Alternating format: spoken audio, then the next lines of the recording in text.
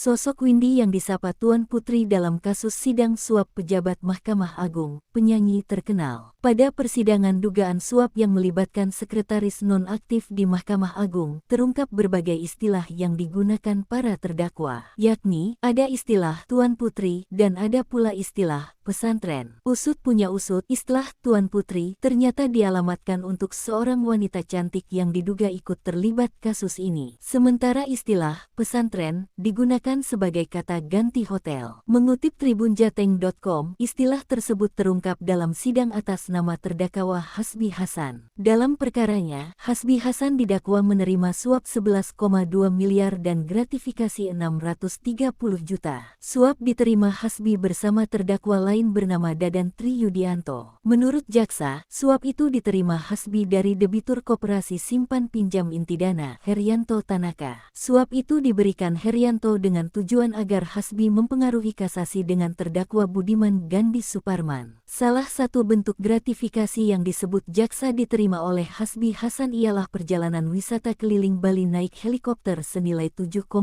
juta. Gratifikasi perjalanan wisata itu diterima Hasbi Hasan bersama Windy Yunita Bastari Usman. Nama terakhir lebih familiar dengan sapaan Windy Idol. Pada persidangan Selasa tanggal 13 Februari tahun 2024 di Pengadilan Tipikor Jakarta, JPU KPK menghadirkan saksi bernama Fathahilah Ramli. Awalnya, penuntut umum menanyakan isi percakapan Hasbi Hasan ke Fathahilah via aplikasi perpesanan WhatsApp. Ada salah satu percakapan yang berbunyi, "Abang saya ke pesantren dengan Tuan Putri." Fathahilah kemudian menyebut Tuan Putri itu adalah Windy Idol. Sedangkan pesantren digunakan sebagai kata ganti hotel. Berikut petikan tanya jawab jaksa dengan saksi. "Pesantren ini apa, Pak?" Tanya jaksa. "Ya hotel," jawab Fathahilah. "Tuan Putri itu siapa?" Tanya jaksa. "Tuan Putri itu sebutan," jawab Fathahilah. "Ya, sebutan untuk siapa?" cecar jaksa. "Pada saat itu yang mendampingi beliau adalah Windy," jawab Fathahilah.